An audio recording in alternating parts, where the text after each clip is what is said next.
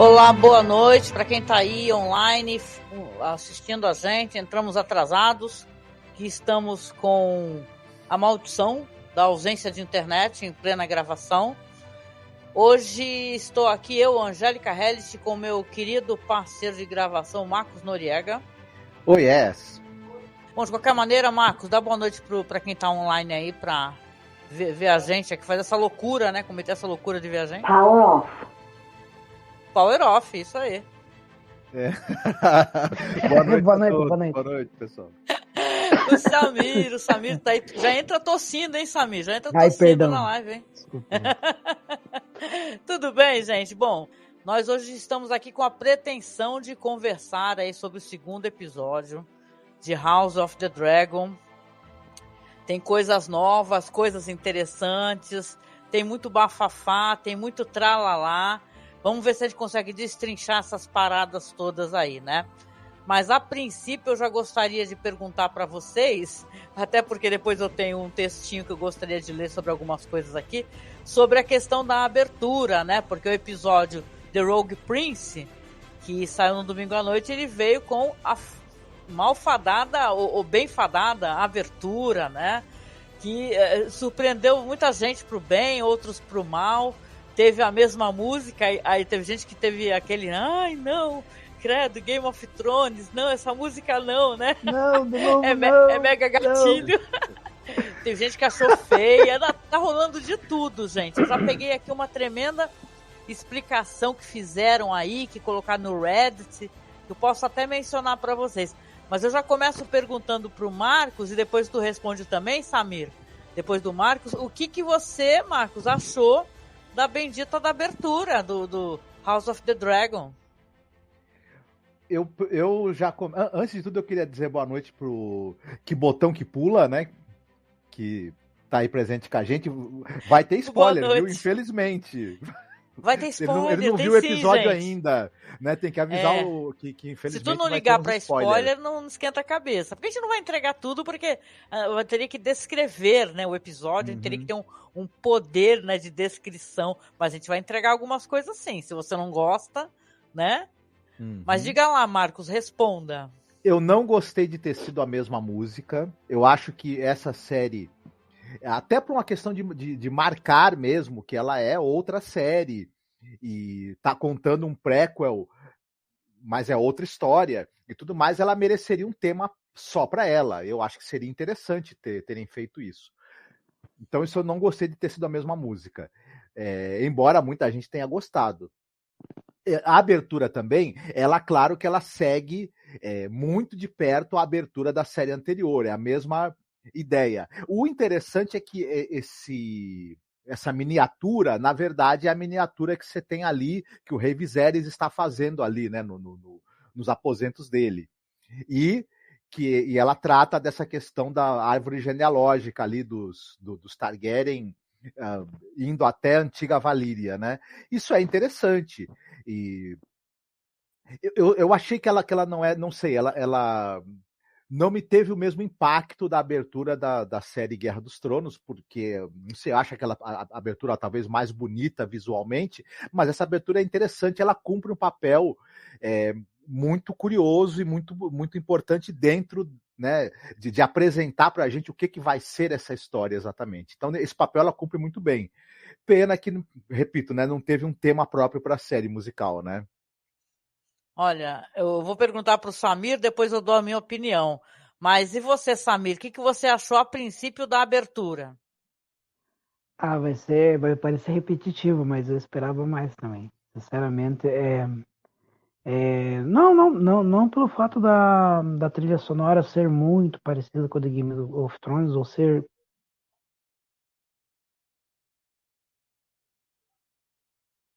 Cadê o Samir? Caiu? O que aconteceu? Talvez tenha caído. Silêncio, hein, gente? Quem tá no chat aí, dá um toque pra gente se tá dando pau no nosso áudio, porque hoje a internet ela tá um verdadeiro inferno. Alô? Oi, Samir.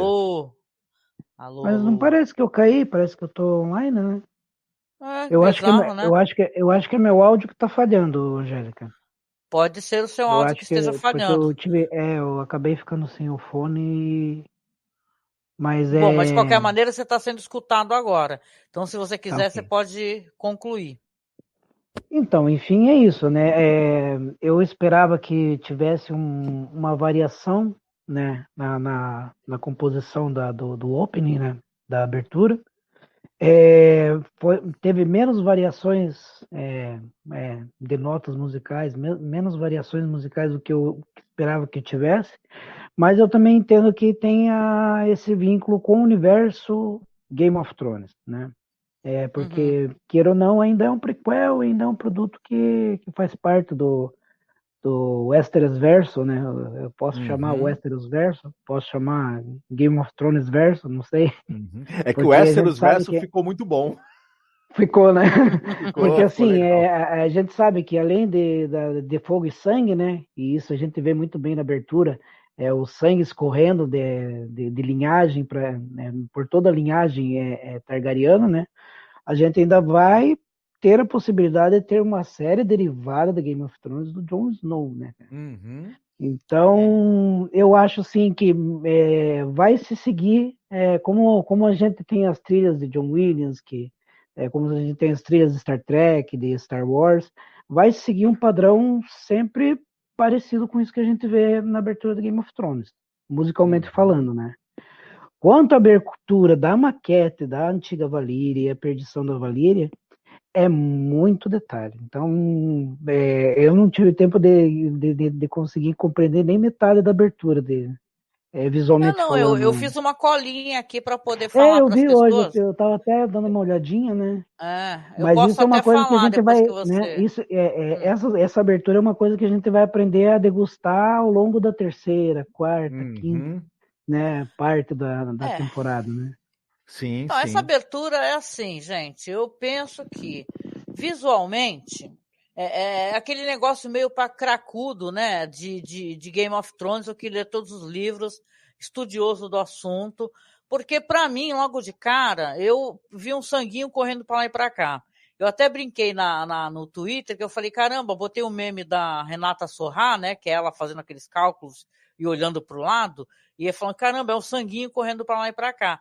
Depois você vê que aí as pessoas já levantaram, que Game of Thrones, muito de Game of Thrones é isso, né? É você pegar, você fica estudando o assunto, se informa, e a série, de certa maneira, acaba crescendo muito pelo estudo que você faz sobre o background disso ou daquilo, não é verdade?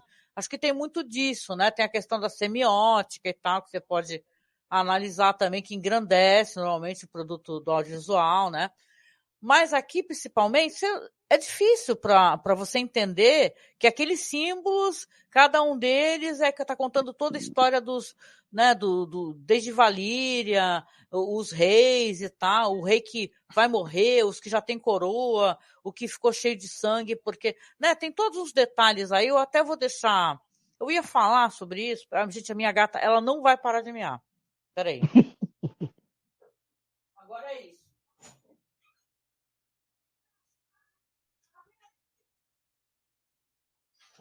Agora toda live essa gata gritando no minha orelha, o meu filho não chama ela, e ela fica gritando na minha porta, e é foda e que sair disso na gravação.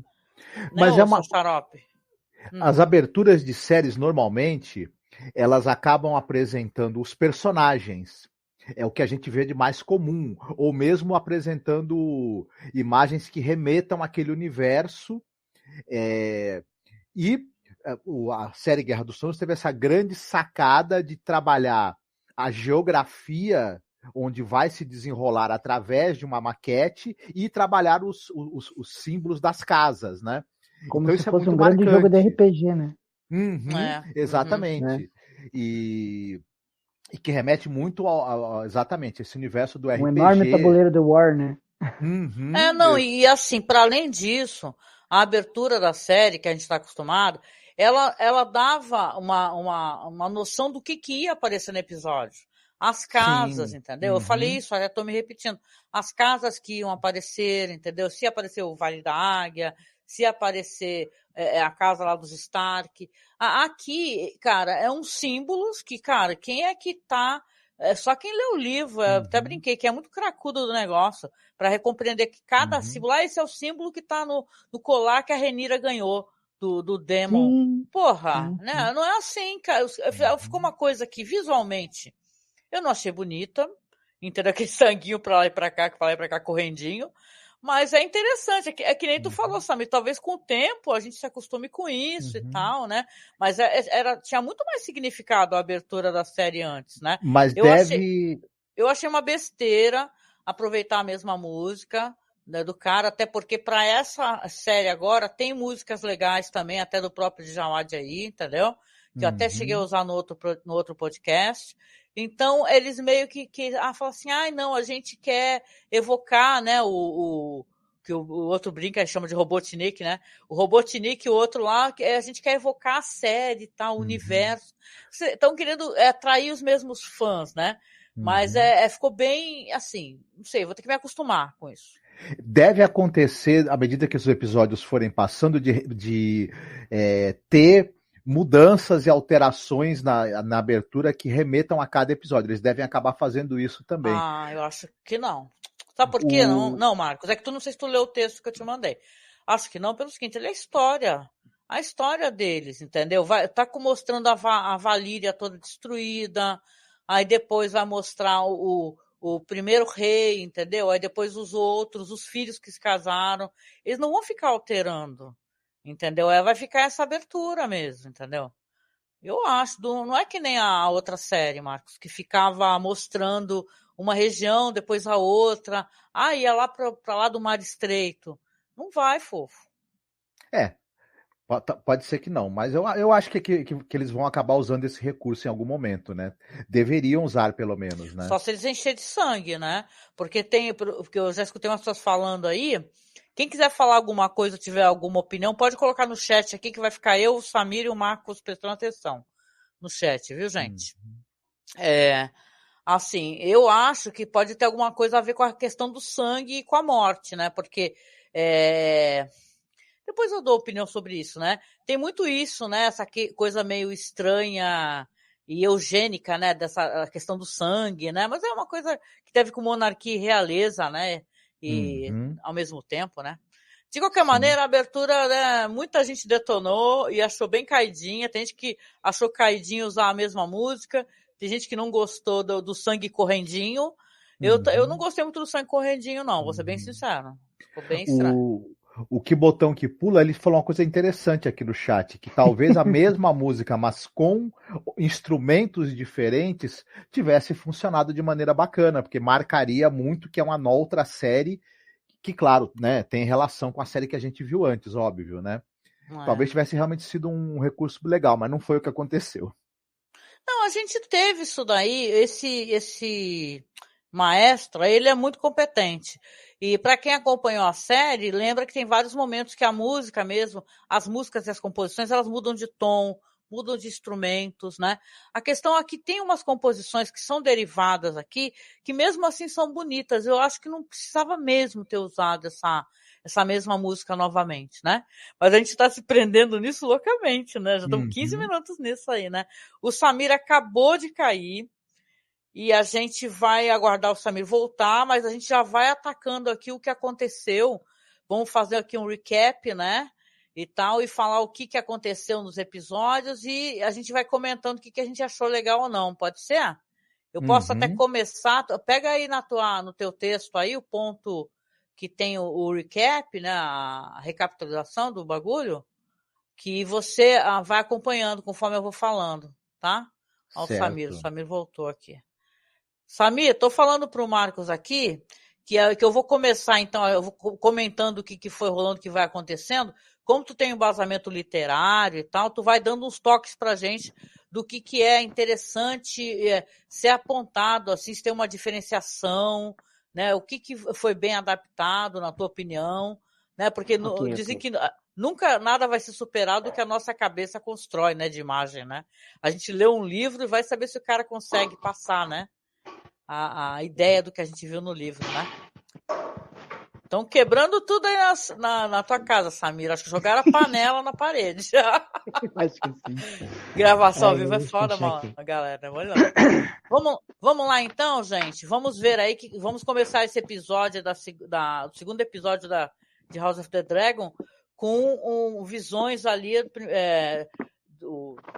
uma visão repugnante, né, que diz que é a obra do tal de Crab Feeder, né, que é o alimentador de caranguejos, que a gente vê ali um marinheiro semiconsciente sendo comido vivo ali por caranguejos vermelhos, né, e é uma tomada muito ampla ali que vai mostrando os navios naufragados em chamas, né, e esses navios têm as bandeiras ali do Lord Corlys, né, que é o cara que meio que se estranha com o Rei Viserys, né?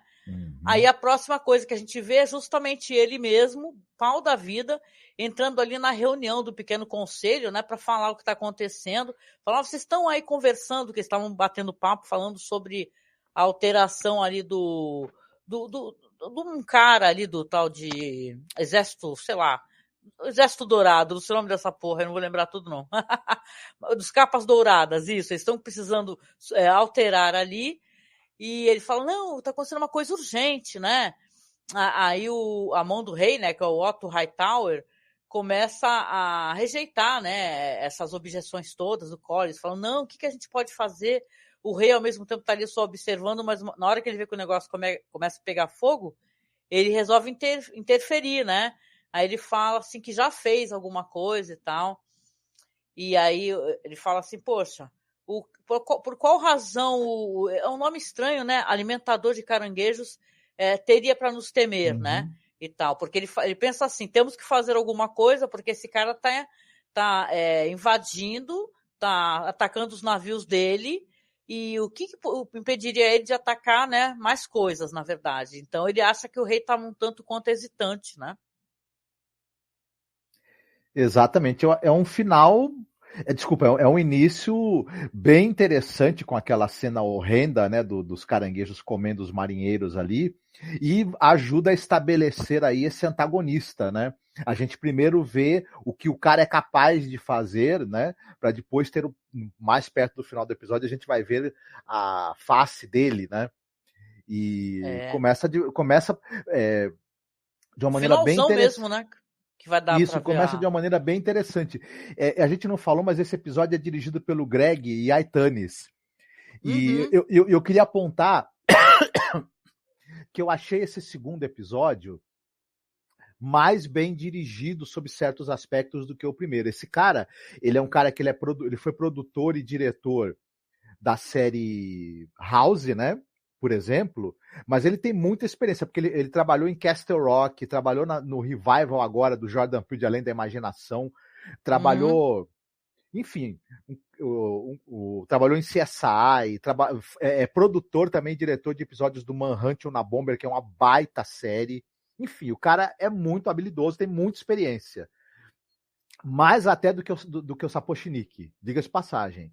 E eu achei que ele tem um domínio de certas sutilezas narrativas que fizeram bastante bem aí pro episódio, né? Essa coisa de ele sabe o momento certo de mostrar as coisas ou de escondê-las, né? Para criar uma expectativa na gente. Então, e tem algumas construções visuais que ele fez também que me agradaram muito. Então, uma coisa tenebrosa porque tem um cara meio morto, meio vivo, né?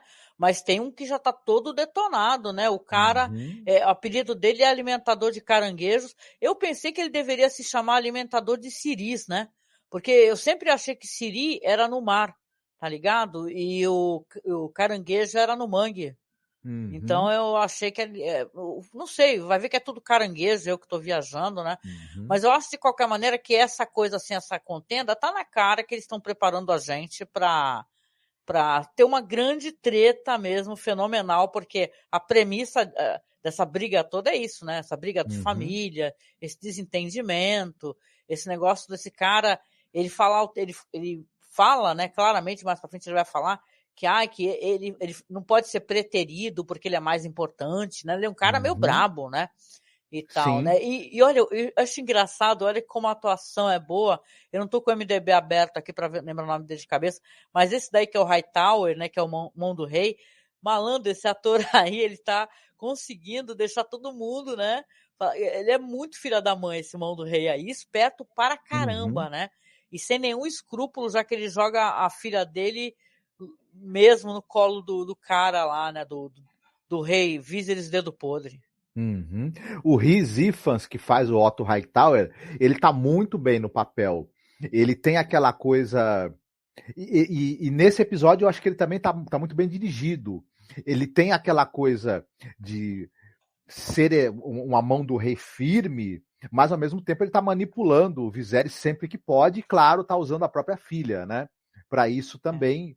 E é engraçado como esse ator, ele dá aquela olhada marota quando ele tá querendo te enganar, quando ele tá querendo te passar a perna. Ele nunca, por exemplo, na frente do rei, quando ele consegue deixar alguém para trás ou passar a perna em alguém, ele desdenha da pessoa abertamente na frente do rei. Mas o olhar de desdém que ele consegue jogar para os oponentes, quando ele percebe que chegou na frente, é algo muito bem sacado do ator.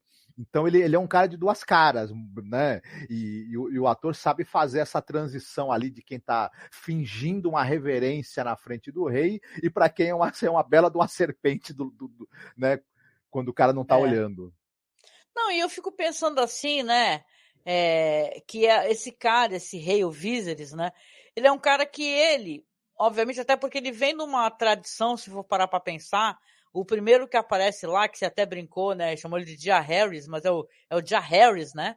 Ele já era considerado um rei tranquilo, né? Benevolente, sábio. Então ele talvez já venha numa intenção de não querer arrumar treta e guerra, né? Evitar isso o máximo possível, o que é uma coisa muito inteligente, né? Ao mesmo tempo, tem que ter o feeling para saber quando você tem que fazer alguma coisa. Esse negócio do irmão dele, do Daemon, por exemplo, eles comentam isso, né? Que ele foi para a Pedra do Dragão, levou uma parte ali do exército das capas douradas lá. Porra, e cara, ficou por isso mesmo, né? E agora ele tá de lá mandando mensagem, né, e tal, eles até comentam isso, né? Que ele tá lá mandando mensagem. Você fica sabendo que já tem, então, um insert de tempo ali, né? Que alguém menciona que já são 6 meses, já se passaram 6 meses desde do primeiro episódio. E que o Daemon foi embora, né? Chateado e tudo, né? Então passaram-se 6 meses e um dedo. Nossa, o cara tá com o dedo muito podre, malandro. Essa do dedo podre tá embaçadíssimo, né? O Samir voltou. E aí, Samir? O que você acha dessa treta inicial aí, o bate-boca, arranca-rabo do Pequeno Conselho? A Corlys tá putaço, né? Tá vendo sua frota diminuir na mão dos... na verdade, o engordador de caranguejo é um pirata, né? Um pirata das Ilhas Livres, né?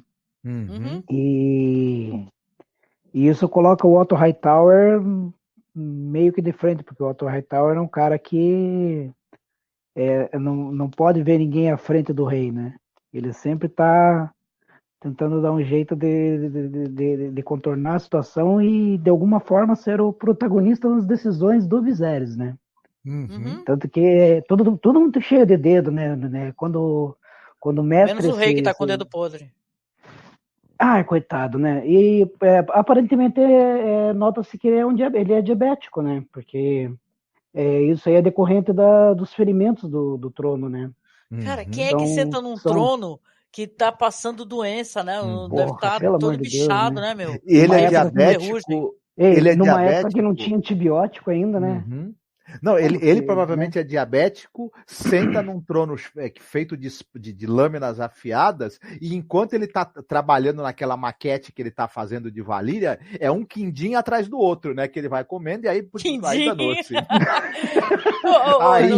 As receitas de Westeros lá, eu conheço das batatas Game of Thrones, né? Que a gente fica brincando. Mas nas receitas de Westeros eu não lembro de nenhum doce, cara. Tem que perguntar pro pessoal, né? Mas ele tem uma doces. Cara de quem gosta de um quindim que vou te falar, viu? Tenho certeza. O quindim, como é que é o quindim do Rei Viserys, né, cara? Muito bom, muito bom. Mas isso, né? Vocês perceberam que ao mesmo tempo que o Viserys ele tenta ser um cara conciliador e enquanto o Corlys cobra uma atitude mais rígida, mais enérgica dele, né? Tem o contraponto da Rhaenyra, de querer ser de querer tomar essa atitude mais enérgica, de querer tomar essa atitude, essa decisão mais contundente e partir para cima, né? E partir para cima E o Viserys, ele fica naquele negócio que ele não quer desagradar ninguém, mas é impossível você não desagradar ninguém. Aí tu sabe, né? Quando tu não quer desagradar ninguém, é justamente quando desagrada todo mundo, né? Sim. E eu lembro do Poderoso Chefão, porque isso é lei, né? O Poderoso Chefão ensina, né? O filme. Você nunca pode, tipo assim, que nem ela fala isso pro pai dela na frente do Pequeno Conselho. Nunca, a não ser que você queira passar por cima dessa pessoa, queira a destruição dessa pessoa, né? Você não pode, como é que é? Desobedecer, entendeu? Ou tentar tirar o poder de alguma maneira na frente de outras pessoas. Que se ela tivesse feito isso, é claro que ela está querendo se impor também, porque se ela é a próxima, né? Na sucessão, ela quer poder dar opinião e ela é dispensada de uma maneira até um tanto quanto vergonhosa esse negócio dele falar, vai ali ajudar a escolher ali o capa dourada lá e tal, os caras. Que eu me lembro dos livros, eu acho que não é a Rhaenyra que escolhe quem é o sucessor, quem é o próximo guarda real, né? Eu acho que é o próprio conselho que escolhe. Não sei se é o conselho que escolhe ou se é a própria guarda que acaba nomeando, né? Ali na série eles colocaram ela para tirar ela ela do conselho, né? Dali de perto do conselho, para que eles tomassem a decisão por eles mesmos, né? E ela acabou escolhendo o Christian Cole por conta dele ter dotes como guerreiro, né? Já ter, inclusive, estado em situação de batalha realmente, enquanto os outros, como ela mesma falou, são cavaleiros de torneio e no máximo perseguem um assaltante. Caçador, né? E ela tá de olho. O que faz dela na série, Marcos, um personagem muito mais coerente do que o próprio pai. Sim. Sem contar que ele é um pão também, isso conta também. Ela tá de olho nos dotes dele de cavaleiro e de soldado, mas também outros dotes também que ele deve ter. Tu acha que eu reparei que eu falei, nossa, esse é gatinho, hein? Será que mais pra frente ela vai querer, né? Nos livros ele tem olhos verdes claros, né? Mas na série isso já não... É o problema da lente de contato, né? Mas ela tem olhos púrpura Targaryen, né? Mas ela é uma pessoa inteligente e assertiva. Sim. Né? Você percebe o pai isso, né? dela ia tentar fazer média com as casas, ia tentar. Ela falou: não, é o cara que tem experiência de combate, acabou, muito obrigado, tchau pra você, tá? E sabe o que eu acho engraçado, rapidinho, né? Tá brincando aqui, né? Mas é assim: eles tiram ela da sala, o pai fala lá pra ela ajudar a escolher o cara, só que ao mesmo tempo, na próxima cena, o mão do rei vai atrás para ver o que tá rolando, e ele quer também ter poder de decisão, né? Tudo bem que ele dá aquele toquinho nela, fala para ela, quando você não quiser, você agradece, né, a lealdade, fala, obrigada pela sua lealdade, né, e tal, para dispensar a pessoa entender que tá dispensada, né? Mas como se ela já não tivesse tido essa educação na corte. Pois né? Ela é muito inteligente essa personagem. Né? Sim. Às vezes eu vejo que os roteiristas eles tentam criar um diálogo em volta da personalidade que tenta construir o personagem e às vezes não é necessário, né? Porque a personagem da Rhaenyra ela tem uma personalidade muito forte, né? E às vezes a gente vê que existe um confronto da Rhaenyra fogo em benefício da Rhaenyra sangue, né? Que é aquela que tem que aceitar a sucessão. E uma coisa que eu queria falar sobre sucessão, eu acho que a única maneira da Rhaenyra ascender ao trono sem que não desse treta nenhuma era ela casando com um Targaryen. Aí não ia ter problema. Porque ela como rainha colocava, vamos supor que vamos colocar algumas alternativas aqui. Vamos supor que Rhaenyra casasse com Lynon, que é o filho do Corlys, né? Corlys Velaryon. pela tradição patriarcal, os Targaryens não seriam os detentores da coroa como reis absolutos, né? E sim os Velaryon. Por quê? Porque o homem ele tem mais valor aos olhos da monarquia do que a mulher. Então isso colocaria esse absolutismo Targaryen em risco, né? Então o que acontece? O rei acaba tendo que procurar uma nova esposa para acelerar esse processo de ter um novo herdeiro para manter o nome Targaryen. Uma coisa que eu tenho curiosidade que eu não conhecia, Samir, só para te perguntar, aproveitar. Porque o cara aí é o Velaryon, né? O que tá brigando aí no conselho e tal, né? E eles são Targaryen. Eu nunca tinha ouvido falar desses Velaryon, cara. Entendeu? Então, os Velaryon eles vieram da antiga Valíria, né? Porque, a princípio, pelo que eu me lembro, né? A princípio, quando os Targaryen vieram, eles vieram por uma questão porque os Targaryen eles têm uma diferença dos outros valerianos, que são as visões proféticas, né? O que entre os homens comuns e os primeiros homens e as raças antigas são conhecidos como visões verdes, né? A gente poderia dizer que os Targaryen teriam visão de fogo? Acho que sim, né? Olha, uma boa, né? Sim. Mas enfim. E quando eles vieram, eles trouxeram toda uma comitiva com eles, né? E os Velaryon, como o próprio Corlys acaba citando lá no finalzinho do episódio, né? Além de ser uma das grandes e antigas casas, né? Da Valíria, né? Eles eram mais ricos que os próprios Targaryen. Exatamente. Né? E ricos porque, como diz o meme, ele mereceu. Não é por uma questão de herança. Foi meritocracia. Né? Qual que é o resultado da meritocracia? Tiveram que ir a mar e tiveram que navegar, e tiveram que comercializar, e tiveram que enriquecer, e tiveram que ter prejuízo, né? Por isso que ele fica putaço quando ele cobra uma resposta do Viserys e encontra aquele Viserys todo passivo, todo benevolente, que não quer desagradar ninguém. E daí, quando a menina começa a se manifestar, ele prefere que a filha esteja servindo bebida ao conselho do que servindo a própria opinião. Isso me deixa bem em pé da vida, né? Porque assim, é uma questão que o Martin... E ela percebe isso. Claro.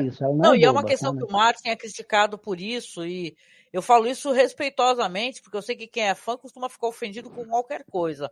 Mas se o cara criou um universo, entendeu? Que ele foi criado e pode ter toda e qualquer diferenciação, ele se baseia nas mesmas características e tal, de universos...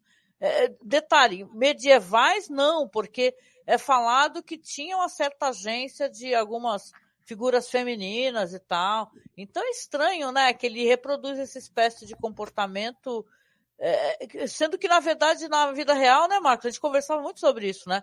Nem era exatamente assim e tal. Tinha mulheres poderosas também, né, dentro da história, né? Que muito do Game of Thrones é baseado muito na história, né, medieval e tal, na Guerra das Rosas, né, e tal, essas histórias inglesas. Essa questão de sucessão ela é muito parecida com a Guerra das Rosas, né? Né? A questão de sucessão, o nascimento de um fazedor de reis no meio da corte, né, que influenciou muito em quem seria o rei, quem seria o sucessor, quem seria aquele que tomaria o trono, né? Que são eventos que a gente pode encontrar pela frente, como a gente pode também encontrar algumas diferenças por causa do roteiro. A gente não sabe não dá para dizer que isso vai acontecer exatamente como a gente pensa e como está nos livros também, né? É claro, é uma adaptação, e a adaptação tem a liberdade de se alterar, né, completamente, né? Mas eu não sei se ninguém comentou isso, mas uma coisa que eu sinto muita falta em Fogo e Sangue, na Casa dos Dragões, que tem Fogo e Sangue, é o cogumelo que é um dos narradores, né? Que é um dos cronistas de Fogo e Sangue, do livro, né? E quem é o cogumelo? Cronista chamado Cogumelo. Quem que é esse cronista? Cogumelo, na verdade, era um anão. Era o bobo da corte do rei Viserys, né? Então, toda essa questão, todo esse joguinho que o Otto faz com a Alicent, ele tinha uma versão bem libidinosa, por assim dizer, na boca do bobo da corte, né? E é uma coisa que eu sinto falta, assim, que, poxa, a gente podia ver o próprio bobo da corte ou comentando com alguém pelos corredores, ou comentando com uma criada, porque era isso que ele fazia, né? Ele criava fofocas e criava crônicas, assim, bem picantes, né? E é uma figura que você tinha comum no teatro elisabetano, né? Sim, essa coisa sim. do bobo da corte, ou de um personagem com essa postura mais, digamos assim, ousada e bonachona, servindo de narrador para eventos que normalmente são épicos, são dramáticos, mas ele tem aquela visão que dá uma camada de humor também, né? E ajuda a tirar um pouco do peso. Mas a série, ela acaba... Ele é um personagem satírico, né, Marcos? Isso. O Cogumelo, né? Ele é um personagem e faz a satírico, gente ter um olhar até um pouco para o ridículo de certas situações e para a pequenez de certas situações que os personagens da história acham que é algo muito grandioso, né? Barulho aí. Mas... eu também acho que isso seria muito interessante. A série, claro, ela opta por uma solenidade, digamos assim, né, na sua narrativa, e talvez acharam que isso não seria legal, mas seria bacana. Seria uma entrada bem esses interessante. Esses barulhos eu espero que seja alguém abrindo e fechando um zíper, hein? Deixa eu perguntar um negócio para vocês. Que não. que é isso, gente? Eu espero que não. Então, deixa eu perguntar para vocês uma coisa, porque assim, vocês recordam, né? Pelo menos eu recordo, né? Que tá rolando uns barulhos, uma barulhada infernal. Que qualquer coisa vocês mutam, viu? Quando tiver outra pessoa falando, que ajuda. Quem tiver com muito barulho no ambiente. Deixa eu só dar um toque aqui. Vocês recordam que tinha um palhaço muito sinistro, entendeu? Que não foi colocado, acho que a gente falou isso uma cara atrás, entendeu? Quando falamos daquele livro lá do Lord Baratheon? Do Lord Baratheon, que tinha um palhaço sinistro, né? Stannis, que o cara ele foi afogado e ficou bem louco, repetindo umas paradas muito sinistras, e no livro isso é bem abordado e fica muito interessante. Então os caras tiram essas coisas, né? O que me leva a pensar, porque venhamos e convenhamos, estamos no segundo episódio, é uma coisa precipitada ainda, mas quem são os grandes atores de House of the Dragon, porque a gente teve o Tyrion Lannister, não é verdade? Ou até mesmo a Catelyn e tal, tem grandes atores aí que depois mais pra frente você vê como eles foram premiados fazendo Game of Thrones. Até agora eu vi atuações legais, mas não vi nada, tá tudo muito morno e tal, tudo bem que tá se construindo ainda uma história, né? Mas o que vocês acham? Vocês acham que tem potencial ainda de rolar um Grammy aí, ou é muito precipitado a gente achar que, né, ou talvez mais para frente, mais no final da temporada, né, também? Olha, a menina que protagoniza a Rainira, para mim, ela tá no ponto alto da série, sabe? Sim, ela é foda. Eu assisti primeiro o episódio, primeira vez dublado, depois assisti segunda vez legendado. Vocês notam que ela tem muita presença de cena, né? E no final das contas, o Fogo e Sangue é uma grande dança das cadeiras, né? Mas pelo que eu li ultimamente, parece que ela tá na maioria dos episódios da primeira temporada. A atriz jovem, né? Sim. Quanto a atriz mais velha, a gente pode esperar que venha uma interpretação ainda mais aquém do que a gente porque aí que vai ter o distanciamento delas, elas se tornarem inimigas, né? Sim, mas eu acho que vai ter muito flashback, assim, intercalado com o que vai avançando, né? Sim. É verdade, eu cheguei também a ouvir falar que vai haver uma quantidade grande de flashbacks, né? E tudo. Mas dando um pitaco nessa coisa das atuações, eu gosto bastante da atuação do Paddy Considine.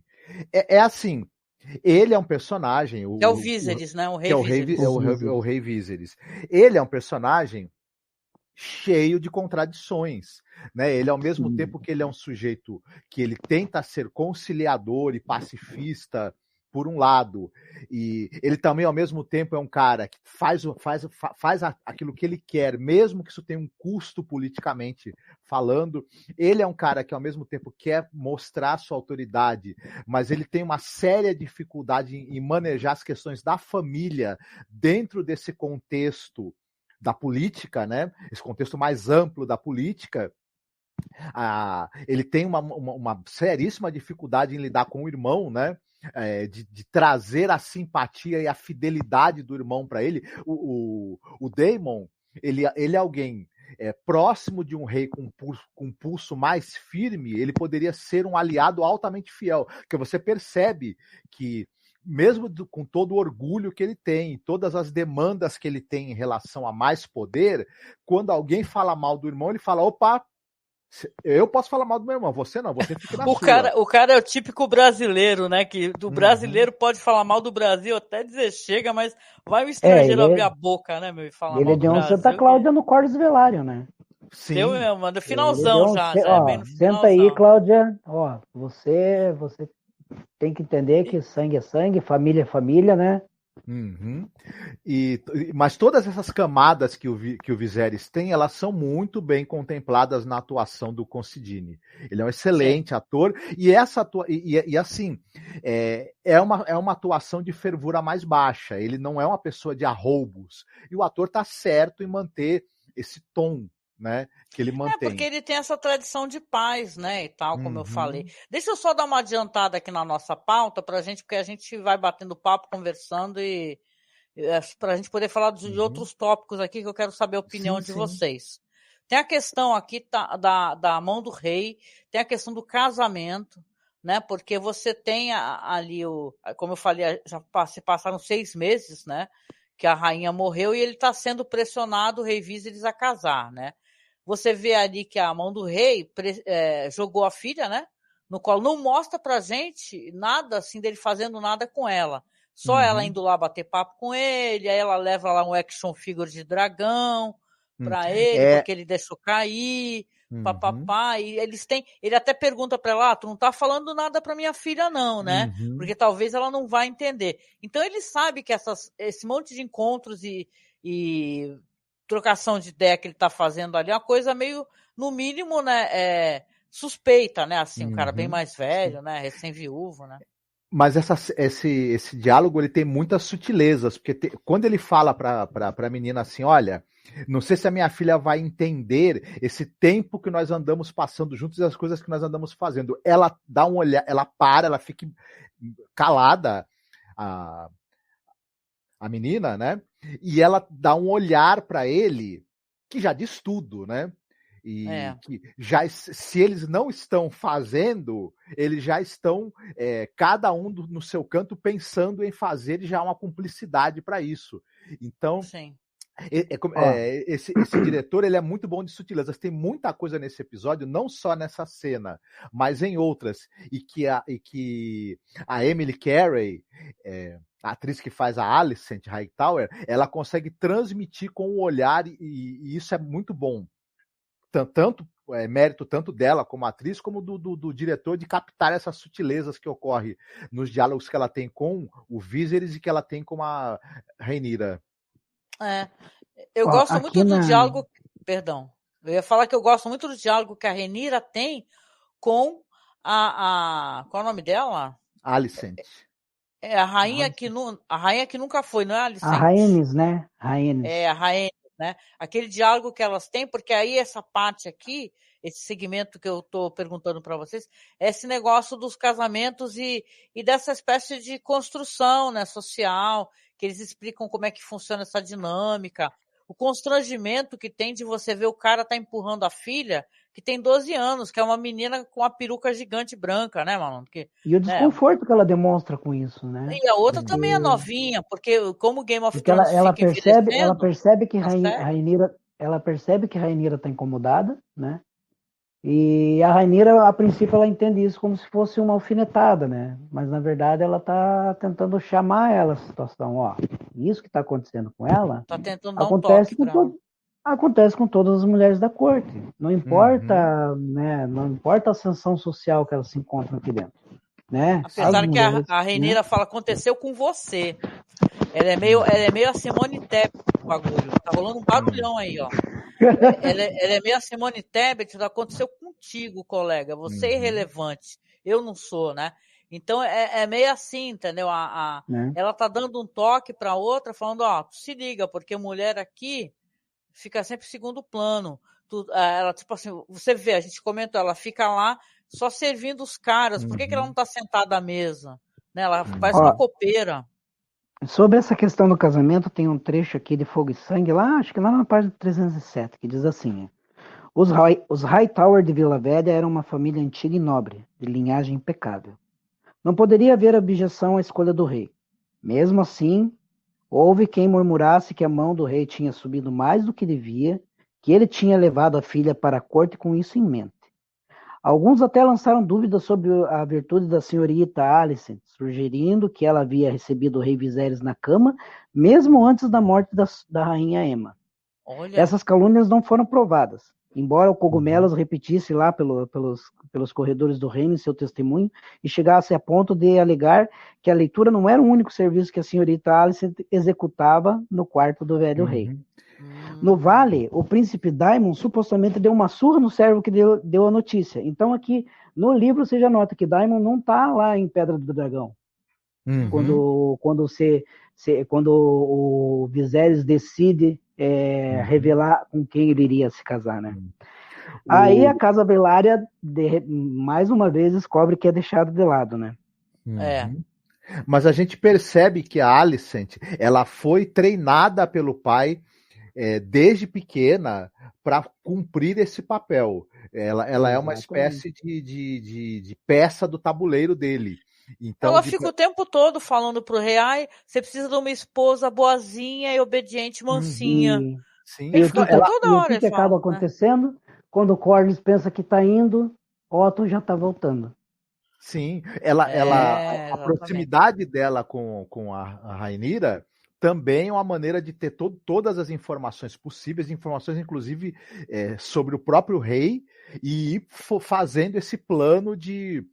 Né? Claro que esse plano foi sendo construído a partir do momento em que, especificamente dela se aproximar do rei, a partir do momento em que a esposa faleceu, né? Mas, ou talvez até antes, né? Porque na verdade a Alice ela já lia e ela já era acompanhante do rei Jaehaerys. Né? Existem relatos nos livros que ela sentava, ela que teve com ele perto da morte dele, né? E quando o rei se foi, o Otto já conduziu. Agora o teu caminho é esse. Agora você vai, cola no Viserys, que o Viserys é coisa boa. Mas a gente... Viserys você não perde. Teve gente que ficou elogiando, o Viserys. E coitada, falando... a menina, né, acho que ele tá com delay, né? E coitada, né, Angélica? A menina fica naquela situação toda nervosa, toda submissa, e rói unha, ela tem um problema de vergonha. E é uma angústia que deixa a gente angustiado de ver ela naquela situação de submissão. No olhar dela, né? Exatamente. Não, e o pessoal comenta que o Viserys é um cara piedoso, porque ele não quer casar com a menina que é a novinha lá, que é a filha do cara lá, do Sea Snake lá, que tá brabo, né? Que é uma piveta, ela vai conversando com ele, com a Laena, né? Se eu não me engano, nos livros, a única que ficou aliviada com toda essa história aí foi a Laena. Também, porque né, nos corredores do palácio eles diziam que Laena era uma menina que era mais interessada em dragões do que em casamentos, né? Tipo, tá certa então, ela, né? Porque... eu acho que ela meio que admirava assim, a imagem do deleito do reino que a Rhaenyra era, né? Dessa mulher forte, não, montadora eu queria dragões, só concluir o que eu estava falando rapidinho, deixa eu só concluir, que a questão da idade, do envelhecimento das personagens, porque eu já vi comentarem que inclusive a Alicente também é novinha, entendeu? Sim. A outra tem 12, a Alicente tem, sei lá, 14. Então, se ele estiver fazendo alguma coisa, ele está fazendo com uma piveta de 14, né? Tudo bem que se você levar em consideração as histórias que se contam, muito do que o Martin se baseia dessas histórias, né? De medievais aí da menina com 13 anos já casada com filho, né? você pensa, porra, né? Já tá dentro da idade, mas é muito bizarro, né? Sim. E tal. Meio que passa um pano, né, pro personagem dele. Fala, a outra é mais madura, né? Esse negócio de amadurecimento feminino é uma percepção também muito errônea, né? E tal, 3 né? anos de diferença, né? Até menos. Muito Parece que madura. uma tem 12 e a outra tem 14, né? E tal. Sim, sim. Mas diga lá, Marcos, desculpa aí, te Não, interrompi. eu ia dizer que essa coisa dessa situação que essa menina vive e essa sombra que tem no olhar dela de desagrado com tudo isso. E tem uma cena, você vai querer comentar da conversa delas ali, quando elas estão orando, né? É linda essa cena, hein? Muito Ela bonita. é visualmente muito significativa em várias camadas. Tem essa coisa de você estar ali naquela casa de oração, mas o fato de você estar num círculo ali de velas atrai o seu olhar para o centro ali da cena onde tem que ser, e ao mesmo tempo em que elas estão rezando, mas elas estarem sentadas ali uma ao lado da outra num círculo de fogo, também dá uma outra leitura de que para onde vai essa proximidade, essa amizade mais para frente, né? Então é uma cena muito bem sacada, tanto em termos visuais, quanto do andamento e da condução das atrizes. Ali eu fiquei, assim, achei aquilo bem bacana. E às vezes esses momentos que parece que não acontece nada, mas muito está sendo dito com olhares e posturas, às vezes me agradam até mais e me trazem mais significância do que às vezes momentos muito grandiosos, enfim. Muito massa velho, né? Eu também gosto de cenas com poucos personagens em cena. Eu sempre gostei disso em cinema. Poucos personagens em cena. Essa cena mesmo que elas estão nesse septo conversando e a Alice vai acender a vela, vai falar sobre a questão do luto, mas você já percebe que ela tá ali tentando falar para outra, pô, mas se teu pai se casar de novo, ele te ama, né, meu? E tal. E depois vai ser um choque quando ela for receber essa notícia, né? Ela vai se sentir visivelmente traída, né? Então a outra também, ela parece muito inocente, mas ela é muito esperta também, né? Para manejar essa situação, né, Samira Alicente? O Samir caiu? Não, ele caiu e voltou, porque tá meio ruim a internet hoje, né, gente? Enquanto ele não responde, eu vou aproveitar para dar boa noite para o Membros 88, para o Gilberto de Oliveira Filho e para a Luana Castro. Boa noite para vocês. Luana, Gilberto, Membros 88, vocês, a gente fica sem saber como chamar vocês, né? Tinha um que então, como é que tava aqui? Ó, que botão que pula. Mas falou assim, desculpa pelo nome, que nada, cada um, eu uso Angélica Hellish, né? Então né? Tá meio mal, né, a internet hoje, né, Samir? Eu tava te perguntando se você acha que, claro, a gente se solidariza, a gente vê, a Alicente vai ser uma antagonista da Rhaenyra, né?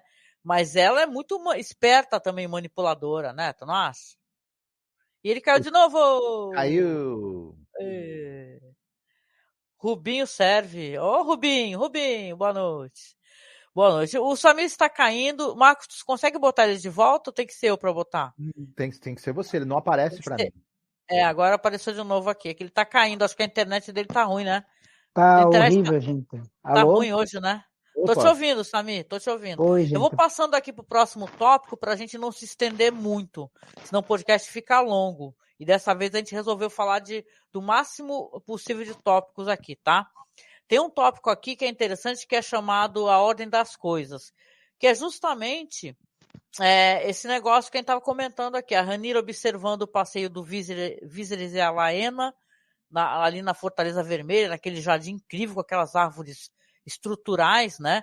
Esse diálogo que eu já comentei que ela tem com a Rhaenys, né, Targaryen, e você vê que o que elas comentam e tal, o que elas conversam, que isso vai ter relevância, né? Até porque eu acho, e pelo jeito não é ofensivo para ela, né? Mas a Rhaenys é chamada de a rainha que nunca foi. Que deve ser de muito ofensivo. É ofensivo? Porque ela faz demais, né, essa gente? atriz é ótima, ela faz uma cara de blasé, isso, ela tem uma cara de blasé. Imagine você ser chamado de o enfermeiro que nunca foi. O podcaster que nunca foi. Né? O podcaster que nunca foi podcaster. Que é tipo o Ciro Gomes, né? O presidente que nunca foi. Também. Ele seria a nossa Rainira, no caso, né? Mas a Ivy É Best, horrível. ela é blasé, mas tem um despeito ali também de fundo, e a atriz deixa transparecer muito bem esse despeito e esse rancor também que está ali presente, por ela ter sido a rainha que nunca foi. Do mesmo jeito também o marido dela, o Steve Toussaint, o ator, né? Ele também tem aquela... O Corlys, né? Ele tem aquela coisa daquele orgulho que tá ali meio que escondido debaixo daquele controle que ele tem, né? Ele é uma pessoa muito segura de si, muito controlada. E quem? Que o faz... marido da O marido dela. E que faz... Eu acho ele muito abusado, cara. Acho que ele tem pouca inteligência emocional, esse personagem. É excesso de orgulho, né? Eu acho que ele orgulho, é muito... tradição e desejo de vingança. Né? Ele é meio chega assim, ele chega no conselho, como vocês ousam, né? Tudo bem que tem uma questão ali, até queria perguntar pro Danilo, pro Samir, que é uma como é que é? Tríade? Acho que é uma tríade que chama, né? São 3 pessoas ali que têm poder, acho que não na mesma escala, né? Mas tem um nome que chama, como é que é? Porque ali você tem o Senhor das Moedas, né? Você tem o Senhor das Marés, que seria o Corlys Velaryon, né? Representando o conselho, né? Tem o Senhor das Moedas, tem o Senhor das Marés, tem a Mão do Rei, né? Que é o Otto, né? E o Otto, eu não lembro quem é o Senhor das Moedas, acho que é o Lyman. Não é um cara muito que sobressai muito, não. Não, mas o porquê que acontece isso? Porque nós temos o Otto Hightower, né, gente? Que é o Torre Alta, que é uma das famílias mais ricas do Westeros e que ficam tentando tirar o sol um da frente do outro, né? Um quer brilhar mais do que o outro, porque daí do outro lado você tem o Corlys Velaryon, né? Que é um puro sangue valeriano, né? Como ele sempre... E você vê isso se repetindo na série, né? Na verdade, você vê muitas coisas se repetindo na série, né? E essa questão dessa dança que a Alicent Hightower fica fazendo, dissimulada com a Rhaenyra, né? com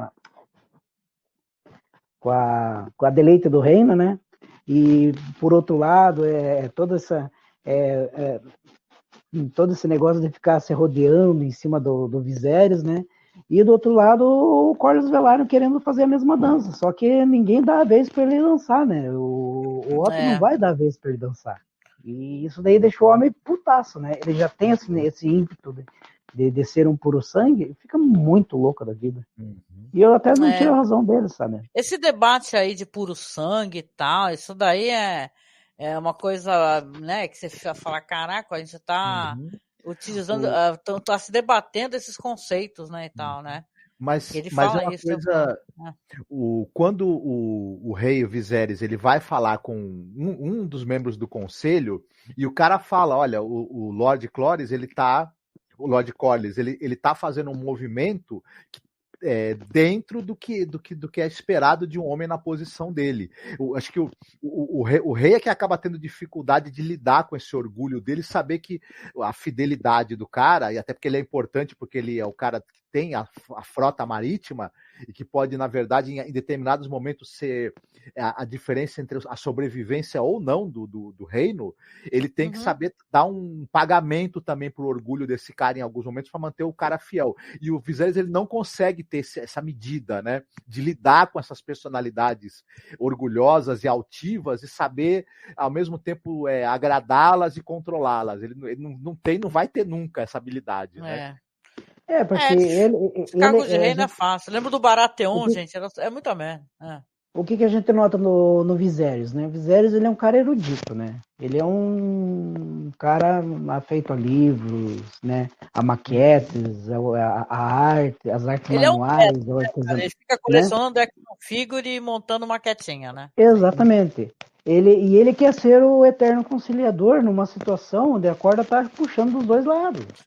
Ô, Samir, tá vindo um barulho do teu microfone, eu não sei do que é. Então acho que deve estar raspando em alguma coisa. Tá raspando em alguma coisa e tá saindo barulhão. Ó, barulho de zíper. É, Até fiquei tava brincando, raspando espero que mesmo. seja um zíper, entendeu? E era, e de fato E era. era, né? Porque tá saindo esse barulho e não tem como tirar, porque esse aqui não tem backup. O podcast. Mas Alô, conclui, desculpa, pode falar. melhorou? Melhorou. O Melhorou? importante é segura com a mão o microfone, se puder, que ele para de roçar nas coisas. Tranquilo. Então a Beleza? gente tem essa. Então ele se vê numa situação que ele acha que ele vai empurrar com a barriga aquilo ali, num tempo que a hora que ele tomar, porque é o que acontece no final, né? A hora que ele toma uma decisão, pá, a corda estoura de um lado, para onde que Corlys vai, né? Sim, Sabe muito bem para onde que ele vai, né? Vamos aqui pro tópico, aqui pro próximo, para dar tempo, já estamos em 1 hora de live. Temos o tópico aqui que eu até comentei, já brinquei, né? De muito mau gosto, né? Como sempre. Mas tem o tópico aqui, o rei está doente, né? Você vê ali que tem o tratamento do rei, né? Que os mestres, eles estão fazendo um tratamento que aparentemente é feito com larvas, né? É o tratamento The Walking Dead, né? Brincadeira, né? Mas diz que é pior que o negócio que eu assistindo vários CSI na minha vida aí, realmente já teve algum episódio que eu peguei que o fato da pessoa estar coberta de larva, ela tipo não teve uma infecção, um negócio assim. Só que o dedo dele mostrou, gente, o dedo dele tá bem preto. Então, tá bem necrosado, né? Tá bem necrosado. Se ele não cortar logo aquele braço lá, que pelo jeito não vai cortar, né? A situação dele vai ficar ruim. O cara já tá virando comida de larva em vida, né? Complicado. Cara, bizarro, né, meu? E ele falou que o trono machucava, ele se cortou no trono, né, meu? É uma metáfora da rejeição, que é como se o trono o estivesse rejeitando, porque ele talvez ele não seja realmente talhado para sentar ali, né? Boa. Né, uma coisa que vai passando pro físico, né? Ele tá bichado porque o trono não é para ele, né? Apesar que o trono todo enferrujado, acho que não é para ninguém, né? Agora, você tá com um dedo que ele tá há 6 meses gangrenando aos poucos, isso vai passar para sua corrente sanguínea e olha, já era. E os mestres aí, né? Não quero dizer nada, não, mas os mestres estão deixando um pouquinho a desejar nas escolhas que eles fazem, né? Esses mestres aí só sabem tratar os outros com papola, cara. Então, né? O dedo dele as larvas são um processo de debridamento, né? É o que eles deveriam fazer cortando o membro e, né? Exatamente, é cortar o braço, né? Isso. Numa época que não tinha antibiótico, é bem complicado isso daí. Já era para ele estar encomendando uma prótese de dedo há muito tempo. Já falou, já pode encomendar a prótese, porque desse dedo já era, né? E qual que é o problema de chamar ele de Viserys, o dedinho do reino? Nenhum. Isso, o Viserys, o Nine Fingers, né? Viserys é o Lula de lá, o Nine Fingers. Que horrível. Ai, caramba, que horror. Piada péssima, gente. Desculpa aí, capacitista. Não, tranquilo. Mas assim, rapidão. A questão também que eles começam a debater é do casamento, né? Ele aproveita que o Hightower tá lá na sala, puxando o saco. Aí entra lá o Grã-Mestre também, que também faz parte do conselho, e eles começam a falar sobre a questão do casamento, né? E aí você vê como o Otto Hightower é um cara dissimulado, né? Puxa saco, fala assim, quando eu perdi a minha esposa tão jovem, eu fiquei tão triste, eu não queria estar na sua pele, amigo. Ele fala isso mais assim, mais ou menos, né?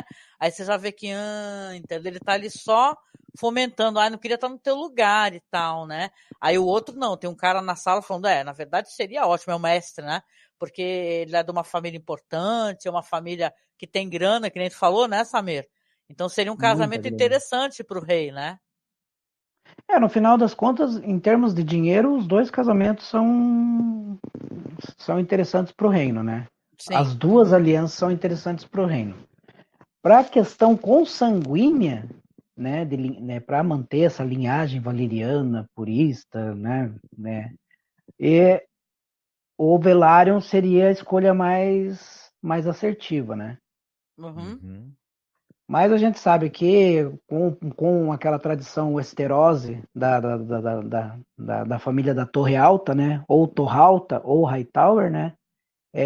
os Hightowers, eles ainda são uma das famílias mais poderosas dos Sim, Sete sim, Reinos, né? sim. Mas de qualquer maneira, né? Eu acho essas decisões do Viserys meio assim. Beleza, vou casar, vou É meio a la possivelmente. caralho, né? Não, porque assim, beleza, eu torno minha filha sucessora. Aí em seguida eu vou casar e possivelmente ter um filho. Isso é só pedir para dar treta, né? Eu tô construindo a situação para no futuro dar merda.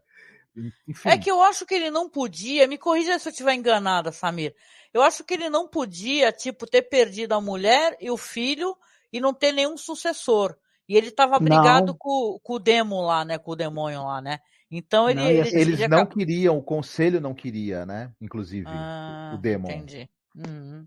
Porque o Demo uma pedra no sapato do reino, né? Uhum. Porque ele é um Sim. cara impetuoso, ele é um cara Uhum. sangue quente, e quando a gente fala de Sim. sangue quente para um Targaryen, porra, você pode levar isso daí à 10ª potência, né? Ele é um É, elemento Né? desestabilizador, o Demon. Eu acho Exatamente. interessante que ele é Ele uma. é uma ameaça direta a Viserys, né? Isso. aham. Mas Uma ele por não é. ser, uma por ser sangue do sangue dele, isso coloca num checkmate terrível, né? A outra por ser impetuoso, né? Sim, mas eu acho interessante ele ser um antagonista, que ele não é um antagonista plano. Assim, ele simplesmente é alguém que está contra você e acabou-se. A gente consegue entender perfeitamente as razões dele e até enxergar dentro dessa postura dele em alguns momentos em que muito a contragosto ele até cede por conta dessa Agora a questão filha da de puta da sangue, gata né? quer sair. Desculpa, que agora ela quer sair, essa desgracenta aqui. Então, Misericórdia, cara. Ela já assistiu o episódio dos Mil Gatos? Ela assistiu, pior que ela assistiu comigo aqui, Eles assistem, amarradona. né? Ela assiste, essa daqui é muito inteligente, essa gata. É por isso que é uma demônia. A gente chama ela de demônia, entendeu? Porque ela é terrível, essa gata aí. depois que ela assistiu o episódio, ela tá olhando para mim assim, lambendo, olhando para mim com a Ela já cara convenceu vários diferente. gatinhos, Marcos, a sonhar.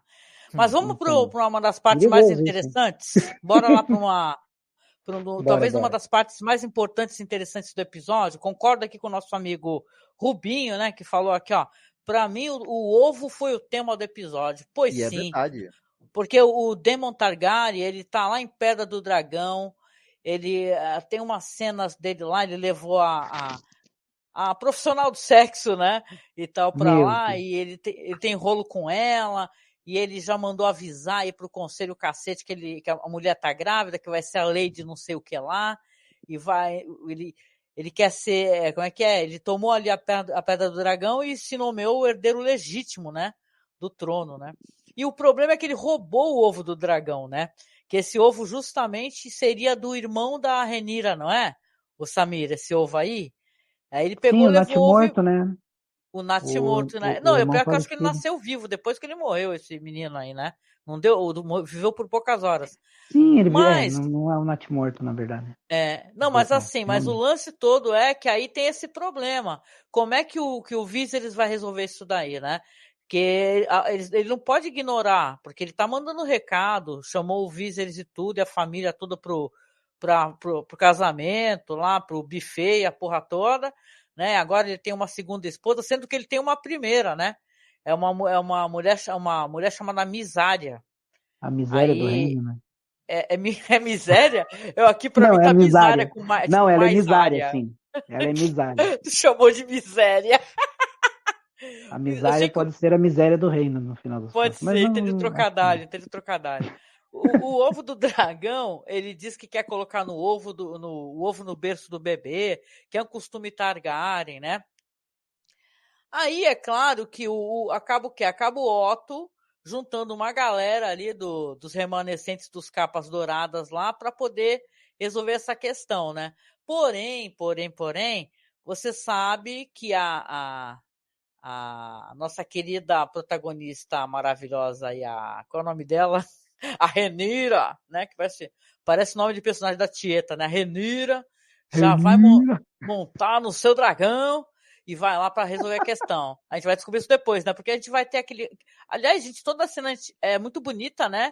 De Pedra do Dragão, recorda na nossa cabeça aqueles momentos de Game of Thrones, da série, e é tudo meio nevoado, meio enfumaçado, né? Não entendi muito bem aquela questão meteorológica daquele ambiente, por que é meio esfumaçado e, né? Eu acho que tem uma neblina em torno, né? Algo do gênero. Eu não sei se é Viserys que comenta no episódio, acho que é Viserys que comenta no episódio sobre as características.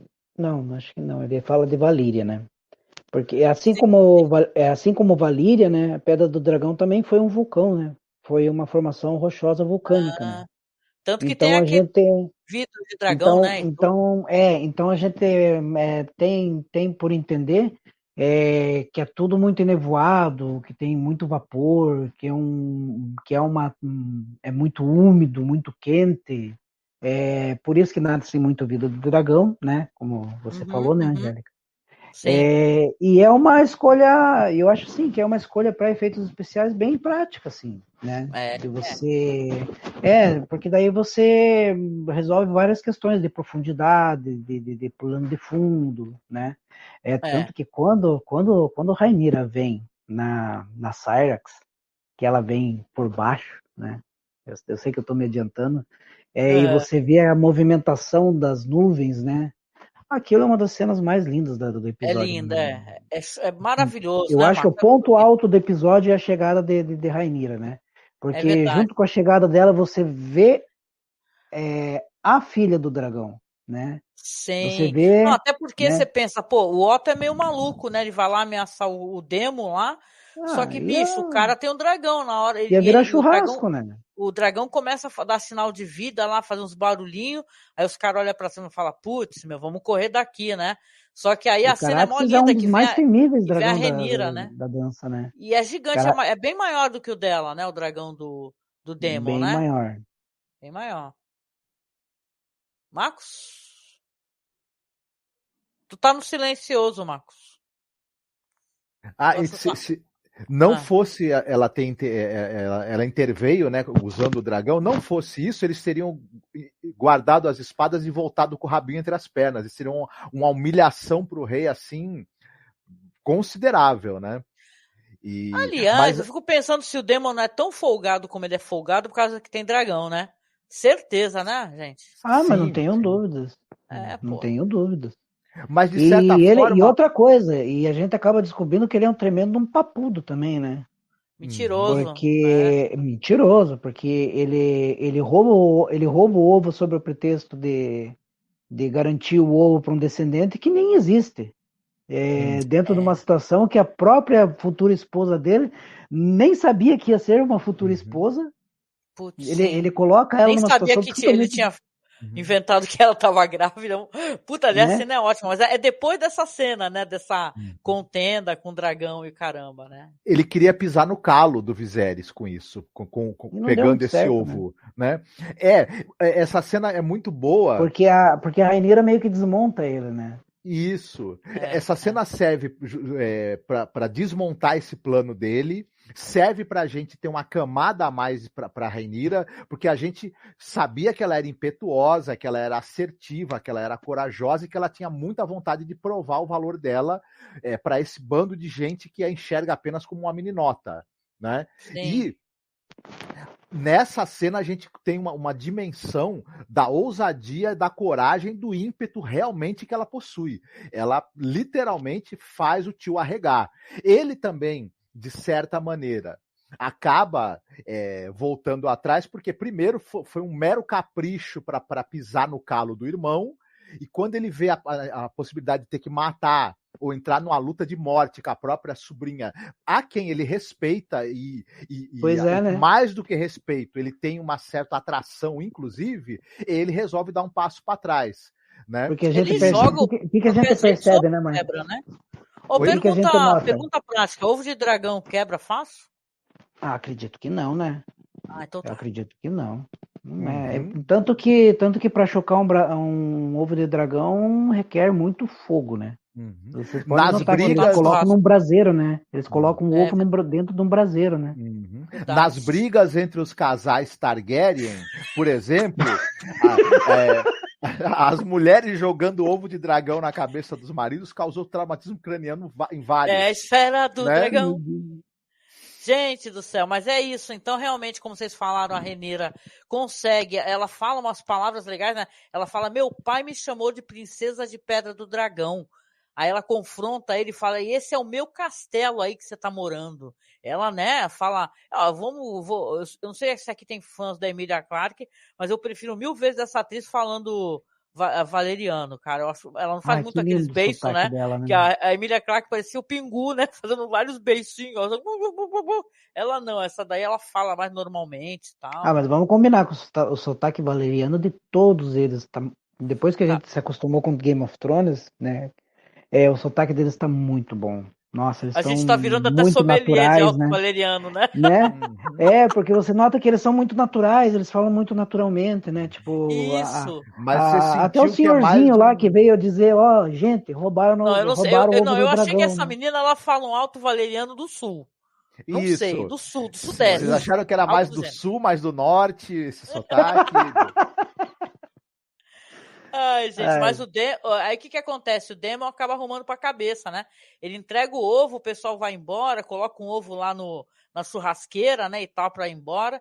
Só que, eu não sei o nome dela, não vou chamar ela de Miséria, vou chamar ela de Mysaria, entendeu? A Mysaria foi embora porque, porra, descobriu que o cara mentiu, falou que ia casar com ela, que ela ia ser lady não sei o que lá, que ela tava grávida. Usando ela como barganha, né? Como moeda de barganha. Ele é um cara que usa as mulheres. Ele é um covarde, Sim, né?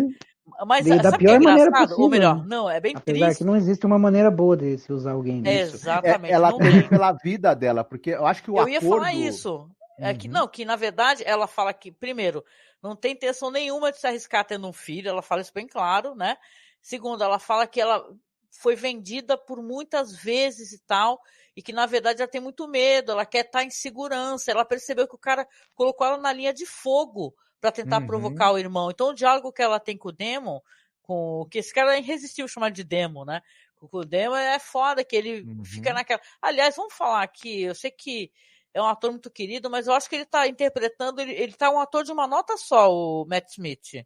Ele faz uma cara de sei lá, de personagem secundário da usurpadora, né? Ele não, Meu Deus! Ele não tá com uma atuação muito boa, não, né?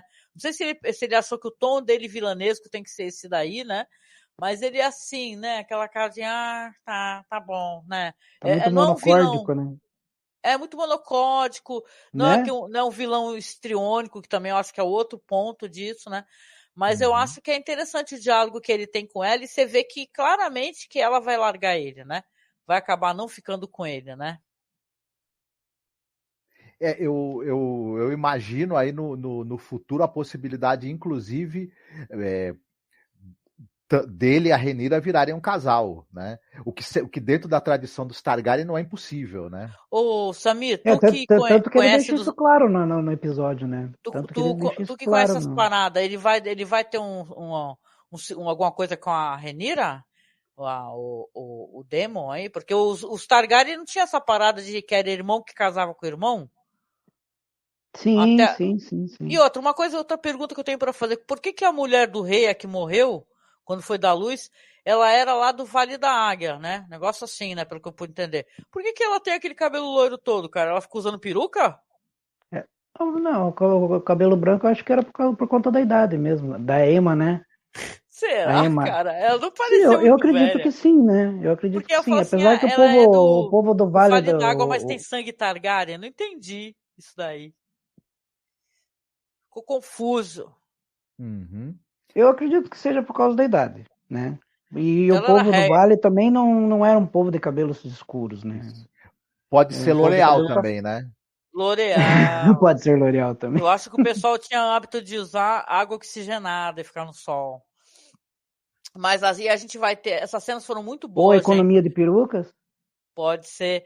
O lance é que Sabe também que existe uma crise de perucas em Hollywood depois de A Casa dos Gente, Dragões, essas né? perucas tudo sem hidratação, tudo me deixa nervosa, Porra, essas o perucas. sindicato Os dos peruqueiros, né, cara? Tá cabeleireiros e ligado que tem peruqueiras prêmio e é... tudo, né? De série Sim, Melhor sim, Peruca, né? O Penny Dreadful, acho Sim. que foi indicado tudo uma ocasião. Mas um terço do orçamento dessa série é para os cabeleireiros, né? E para os peruqueiros. Porque mas tem que realmente. ser. Não sei, aliás, eu fico me perguntando, se tu vai botar peruca em todo mundo, por que não bota olho roxo também, porra? Né? Se tu vai botar peruca, bota olho roxo, maluco, né? Mas assim, Lento, né, né? vamos comentar aqui também que aí vem o final do episódio, que é bem interessante, né? Porque você vai ter o Viserys ali, você vê que ele ficou angustiado, né? Ele chegou antes na sala de reuniões, tá olhando pela janela, pensando na vida, e a galera vai entrando e batendo papo, conversando, blá, blá, blá, e ele chega, joga logo a bucha, né? Ele fala que escolheu a esposa dele, aí você vê que a Rhaenyra tá na sala, você vê que a outra lá, a Alicente, o nome dela, né? Também tá na sala, e ele fala que vai casar com a Alicente, né? Claro que ele teve um diálogo ali ele brigou, né? Brigou assim, né? Deu umas broncas, né? Na Rhaenyra, falou, pô, tu fica se arriscando, foi aí tentar resolver essa parada aí, mas você é minha única herdeira, pois se te acontece alguma coisa, depois começam a falar sobre o negócio da mãe, mal sabe ela o que o anúncio que ele vai fazer é justamente de casar com a melhor amiga dela, né? Sim. E tem tantas camadas de decepção ali no rosto da Rhaenyra que a atriz Amelia Alcock consegue passar quando o pai faz o anúncio, que é muito bom.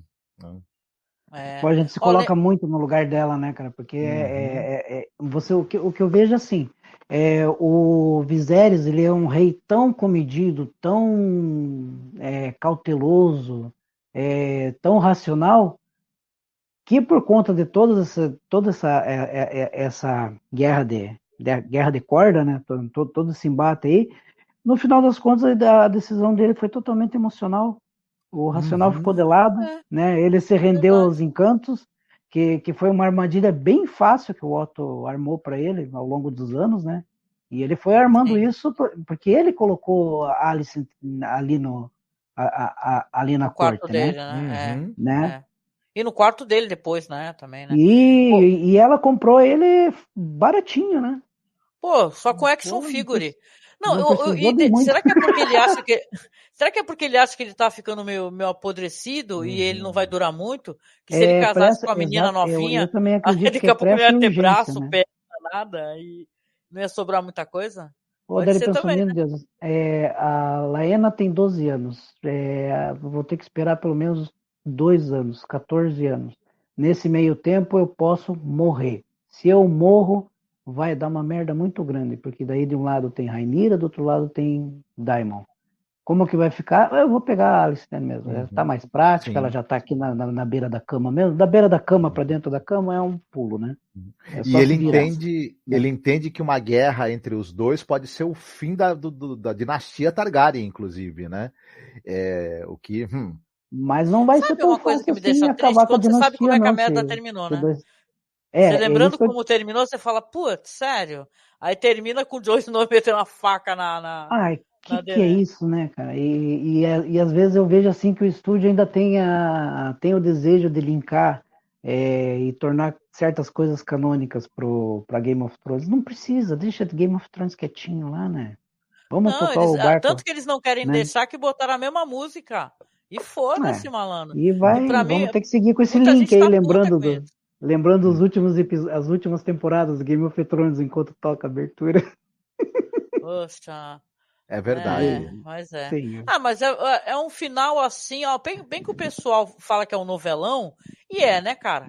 Que é um final estilo novela mesmo, né? Só falta aquele terminar que nem aquela Avenida Brasil, sei lá, né? Que é aquele frame parado com umas bolinhas. Não lembro se é a Avenida Brasil que terminava assim. Era, né? Porque assim, aí ele joga a bucha, fala que vai casar com a Alicent, o outro fica muito puto da vida, né? Aí vai ter um fade-out, aí você vai ver que ele foi lá encontrar o Daemon. Aí vai ter até essa discussão que o Marcos falou, dele falando, nós dois somos preteridos, você é um segundo irmão, eu também. como é que é? Se eu conseguir, aquilo que tu falou, Samir, achei tão legal, é porque eu mereci! Mereci! Né? Eu mereci! Aí ele fala assim, aí o outro fala, não chama meu irmão assim não, hein? Só eu posso xingar ele, hein, moro? Então, aí você vê que eles têm aquela conversa, e ele foi ali para falar que eles têm que se unir, para lutar justamente contra o tal do alimentador de caranguejos, né? Que aparece no finalzinho do episódio, uma figura, no mínimo, precisando de protetor solar, né? Olhem aqui pro meu avatar, fugida. como é que ficam os caranguejos quando estão com o alimentador de caranguejos. Eles ficam desse jeito. Eles ficam muito Ficou o quê? Todo bonitinho, fofinho, que tu tá bonitinho. Tu tá fantasiado de Sebastião da Pequena Sereia, tô ligado. E com garfo e faca pra comer, né? Então ficam bem alimentados. Que bonitinho. Ai, gente, mas é isso, né? Termina assim. Você tem aparece que os caras já estão se juntando ali porque acham que o Viserys é muito fraco e tá colocando todo mundo em risco, né? Ele tá com medo de perder as posses, os barcos dele, né? E você vê que aparece ali como é que é? Craig Feeder, alimentador de caranguejos. Aquela máscara que, primeiro, eu achei fantástico o visual desse personagem. É uma imagem final muito impactante. Aquela máscara que ele usa é o do pessoal das Hárpias? Boa pergunta, hein? Aê, parece, acho que não é né? não, Marcos. Mas não. Parece bastante, né? Parece muito. Só se teve alguém das Hárpias aí que perdeu a máscara, que foi pro mar e caiu, né, na praia, ele pegou. Mas é um prequel, né? É porque pode ser que exista há bastante tempo já nessa Irmandade, porque as Hárpias, né? o pessoal que manja dos livros tá rindo da nossa cara nessa hora de novo. E chamando a gente de criança do verão, tá ligado? Porque a gente fica viajando na maionese, mano. Mas eu não sei se tem relação, não. Porque o engordador, né? O engordador de caranguejos. Empanturrador de caranguejos, ele é um personagem... o que vai acontecer é que o Corlys se aliando ao Daemon para avançar contra esses, o que a gente pode chamar de saqueadores, né? Isso vai dar né? Porque, na verdade, um pirata, só que um pirata que por debaixo dos panos é financiado por alguém, é um corsário, né? É um corsário, esses corsários, né? Isso vai acontecer o quê? Isso pode estabelecer Daemon como rei, mas numa circunstância totalmente diferente do que ele ir até o trono e do que ele ir até a capital e destronar o irmão. Em termos de estrutura também de roteiro, dá para perceber que o que vai acontecer, a gente já sabe, né? Uma batalha nesse terceiro episódio, e essa coisa, eles usam um certo tempo para ir construindo e tensionando as coisas. E ela, pode ser um pretexto de coroar a Daemon Targaryen. Além mar ainda por cima. Não dentro do próprio reino. Entendeu? Porque daí, no final das contas, vamos supor que não dê certo, aí a coisa vai criar uma outra configuração além mar, né? Ele não volta para Westeros. Ele pode ficar até exilado de Westeros, né? No Mar de Essos e nas Ilhas Livres lá, né? Mas eu ainda acho que Corlys, aliado a Daemon Targaryen, indo para outro continente, decidir essa questão, essa crise diplomática internacional, que vai ser o estopim para desencadear tudo que a gente vai ver até o 10º episódio da temporada. Próximo episódio é o terceiro. Daí terceiro, quarto, quinto. Pô, deixa eu perguntar para vocês um negócio. Eu acho que daqui para frente é só a ladeira abaixo, gente. Tomara, hein? Tomara, a gente quer treta. Deixa eu perguntar para vocês um negócio que a gente fazia quando a gente começou fazendo os podcasts de Game of Thrones, desde a primeira temporada. Para quem estiver escutando aqui, claro que a gente é totalmente sem noção e faz umas piadas muito loucas e tal, mas quem quiser conhecer nossas opiniões desde o primeiro episódio de Game of Thrones, a gente fez até a terceira, né? Mas a gente fazia uma brincadeira, Samir, que era muito legal. Eu vou sugerir a gente começar a fazer isso, eu, você e o Marcos. A gente fazia umas notas muito loucas. Por exemplo, a gente dava 7 espadas ensanguentadas, entendeu? 4, sei lá, cestos com cabeças e tal. Então eu vou perguntar a nota para vocês escolhem aí alguma coisa bem que vocês acham interessantes, né? Para poder escolher a sua nota. Pode ser? Pode ser? Pode, com certeza. Tá, então vamos começar contigo, Marcos. Se você for dar notas ao episódio, que tipo de nota que você vai dar? Uhum. Só para introduzir a nota, eu gostei do episódio. Eu acho que ele foi bem em mover a trama para frente, em continuar alimentando as tensões aí que vão trazer os momentos futuros ali dessa história em que as coisas vão explodir, a gente sabe, né? E tudo. Então eu dou 7 caranguejos gordinhos, de tanto comer marinheiro. Oh, delícia! Muito bom, muito bom. E você, meu querido Samir, sua análise do episódio e sua nota? Bom, como análise do episódio, eu fiquei muito... no episódio anterior, tinha dado nota 7, né? Esse episódio tá melhor que o episódio anterior. Ele tá mais redondinho, né? Tudo acontece, né? Não tem barriga, né? Eu achei ele perfeitinho nos detalhes. Então, eu daria 9 dedinhos putrefatos. Roubou minha nota. Eu ia dar essa nota de mau gosto aí. Desconfiado já. Muito bom, meu amigo. Olha, eu achei o episódio sensacional, gente, me diverti. A gente brinca aqui e gosta de analisar e achou a abertura uma viagem, o sanguinho correndo para lá e para cá, mas o episódio foi da hora, foi muito bom. Então eu vou dar com toda certeza 9 velas acesas ali pelas meninas no septo, né? Por episódio, que foi um episódio que vale a pena, me deu vontade de continuar assistindo, né? Então vamos estar aí amarradões, com toda certeza, aí no próximo domingo assistindo House of the Dragon, né? Não tenho dúvida. Sim. E com isso eu quero agradecer ao queridíssimo amigo Samir, que está aqui nos ajudando, dando aquela força, né? Porque é o cara que lê o livro, tem embasamento literário, né? Que ele tira as dúvidas da gente, Samir. Obrigada, querido. Que isso? Eu tenho quase tantas dúvidas quanto você, gente. A gente lê o livro há muito tempo, né? E tem, não, mas é verdade, né? Tem menos, e tem viu? E tem muita coisa que a gente esquece também, né? Mas claro. Vocês são incríveis, né? Vocês têm uma visão de TV, de cinema, em que não tem nem o que me comparar a vocês, né? Imagina, mas eu agradeço muito, porque a gente é fã doente, a gente é torcedor de futebol aqui no Game of Thrones. A gente é fã e a gente é fã da zoeira também. Uma coisa que eu queria perguntar para vocês sobre a relação do Daemon com a Mysaria, não lembrou vocês, não remeteu vocês a situação que o Robb Stark passou com aquela menina, que agora não me lembro o nome, porque eu sou ruim de memória. Sim, com a Jane, né?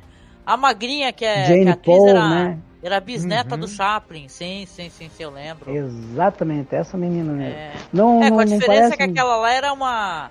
Aparentemente era uma mina assim, não era uma prostituta, né? Não desmerecendo nem nada, mas era eu acho que ela era enfermeira. Mas ela não era Westerosi, né? Ela não era Westerosi, exatamente. É verdade. Me deu até o gatilho do Casamento Vermelho agora. Deu até aquela bad. E a relação dele com ela comprometeu nas decisões do reino, né? Nas decisões da guerra, no caso, né? Na verdade, ferrou com tudo, né? Se for parar pra pensar, a morte do Ned Stark começou a ferrar com tudo, e depois a morte desse moleque ferrou mais ainda, né? Deu muita merda, né? Mas boa lembrança que você deu. E tudo em nome do amor, né? Tudo em nome do amor. Mas será que ele ama ela mesmo? Eu acho que esse cara é muito boy lixo. Não, no caso do Daemon, não. No caso do Daemon, no caso dele, eu não acredito, porque ele, gente, se a gente for pegar o perfil do Daemon Targaryen, ele é o pior parente possível que alguém poderia ter. Ele é um cara que ninguém chama pro churrasco. Ele é o cara que vai pra tua festa levando cerveja ruim, só quer dar cerveja boa, cara. Se você convidar ele pra um chá de bebê, é capaz de aparecer no chá de bebê com a prostituta da danceteria que ele frequentou. Ele pede a tua... Saqueado, né?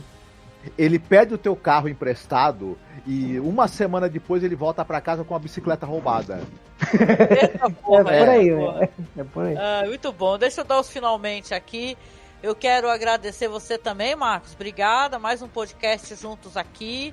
Nós falando sobre eu ia falar Game of Thrones, ó, sobre House of the Dragon.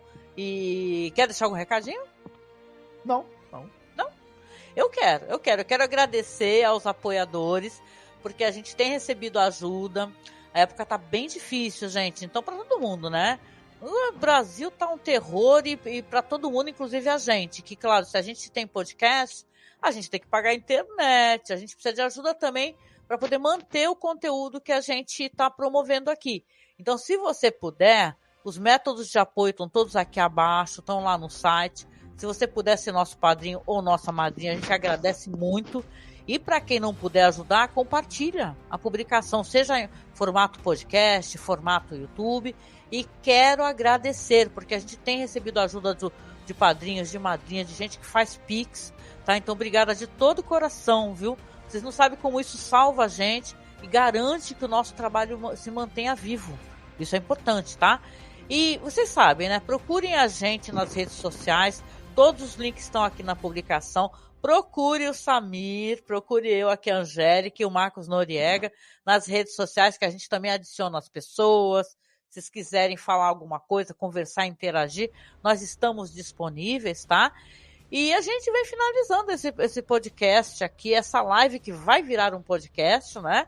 Deve estar no ar hoje, não sei se, acho que não vai dar tempo, mas talvez amanhã já esteja no ar. Deixando um abraço para vocês, muito apertado, se cuidem, tá? E cuidem da sua saúde, cuidem de quem vocês amam e apertem 13 em outubro, fora Bolsonaro, e a gente se encontra por aí, né, gente? Fiquem bem, se cuidem. Um beijo, tchau, tchau. Tchau, gente. Um beijo para todos.